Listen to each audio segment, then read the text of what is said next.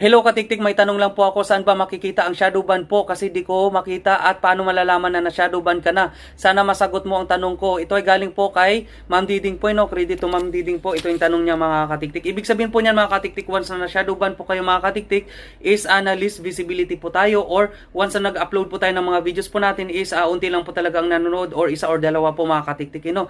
Ngayon, ang mahirap po dito mga katiktik is wala po talagang notification na galing po kay Meta na nagkaroon po tayo ng shadow ban po mga katiktik. Ang gagawin nyo lang po talaga mga katiktik para malaman po natin na shadow ban po tayo mga katiktik is gumamit po tayo ng ibang account po mga katiktik, tapos tingnan po natin yung post po natin doon kung makikita po natin. Once na hindi po natin makita po mga katiktik yung post natin, ibig sabihin po noon is na shadow ban na po talaga tayo mga katiktik. No? So ano nga ba ang mga dahilan po kung bakit tayo na shadow ban?